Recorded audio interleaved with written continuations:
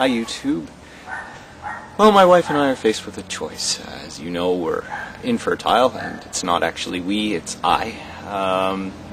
Had some surgery last year to try and correct an anatomical problem that had persisted from some time, and it looks like that wasn't successful. I'm still not producing viable sperm. The choice that we're faced with is going through with in vitro fertilization, where they'll actually take an ovum directly out of my wife, and trying to insert a sperm cell directly into that ovum to try and sort of help things along. The problem is they don't know whether they'll find on the day that they need to, which is the day they extract those ovum, a viable sample of sperm from me. So here is the issue. There's a procedure called Micro-TESE. I'm not going to go into the details of what this is, but suffice to say it's a biopsy. They cut open the scrotum, and I am trying to say that with as straight a face as I can manage, and actually under a microscope search around for viable sperm. Now there are risks involved in this. There is a higher risk of testicular failure, which means the testicles stop working either directly after the surgery, which is apparently fairly rare, but also down the road they expect that this might be a complication. The procedure's only been around for about 10 years, so they can't exactly have followed anyone for a long time. So it's a bit of an unknown. Also, there's some risk of there being sort of a drop in testosterone right after the surgery. The thing is, because of the varicocele that I had, I'm probably at a higher risk for testicular failure anyway. And what would happen is then I'd have to take testosterone artificially later on. There's the usual risks associated with general anesthetic. This is done under general anesthetic. The other issue is that the odds of this producing a viable pregnancy are low.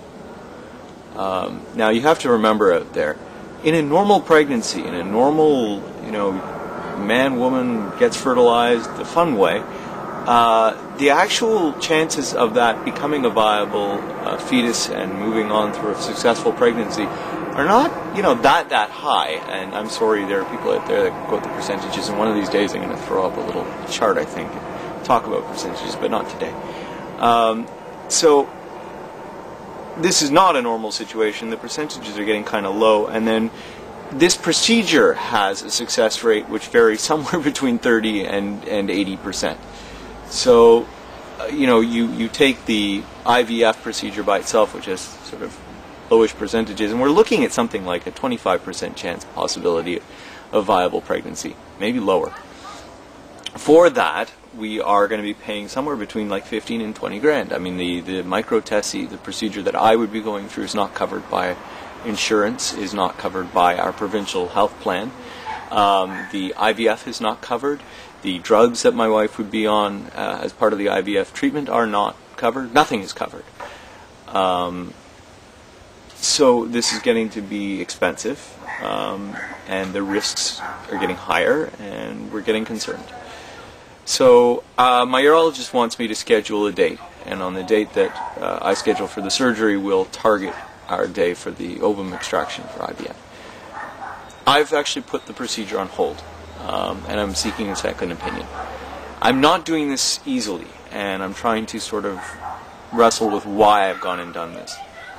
Partially, it's because I don't trust my urologist entirely. I think he's a very excited young surgeon at the forefront of his field. I think he's very good at what he does. That his competence isn't really at issue here.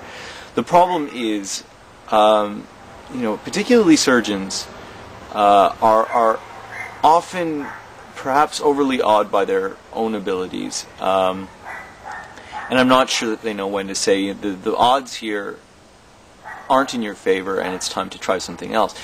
Something else here is, for instance, intrauterine insemination with a donor sperm sample, which has its own emotional issues, which we've discussed. But it's a lot cheaper, and it's a lot less invasive for Hope. And, it wouldn't entail surgery for me, it wouldn't entail all sorts of things. The question of what to do is a hard one. So I've actually stopped, and I'm taking a step back.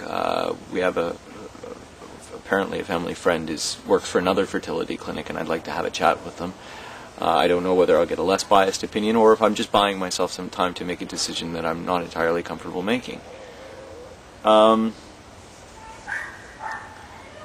I think for all of you out there, you have to be comfortable with the decisions that you make. If that means seeking another opinion, frankly, you're going to have to stand up in the face of people who obviously know more about this than you do, your own physicians, and sometimes you have to say no to them, or sometimes you say you need a bit more time.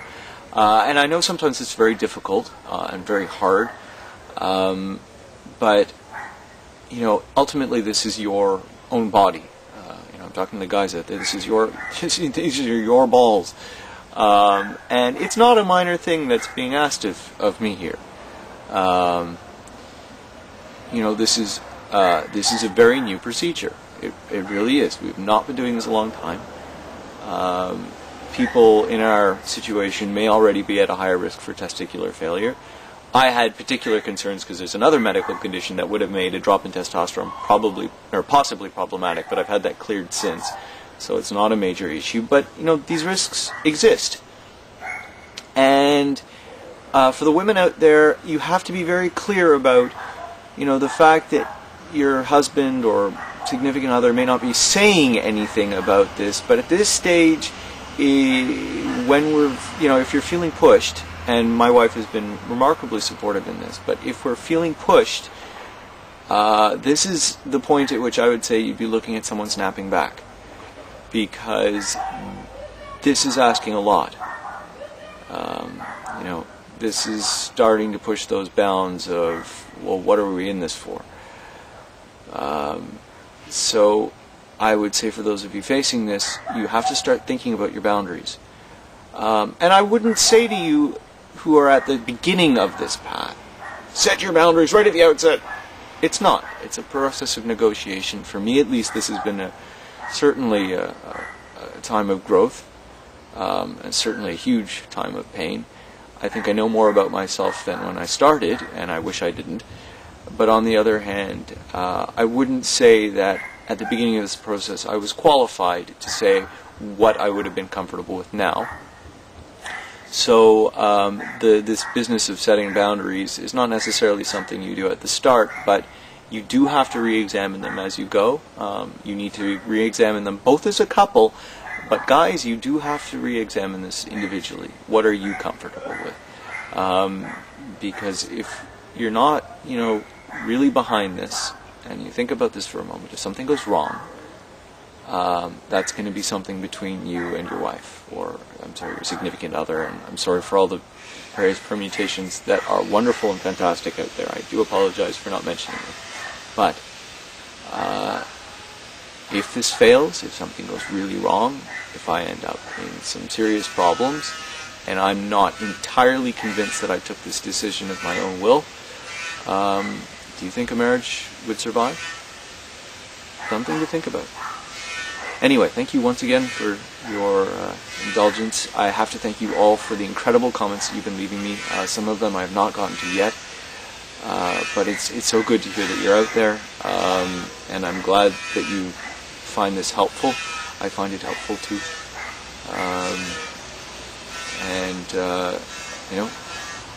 I can't say we're in this together. We've faced these things a little bit alone, but it's good to know that you're out there. Thank you so much, and I'll speak to you again soon. Bye-bye.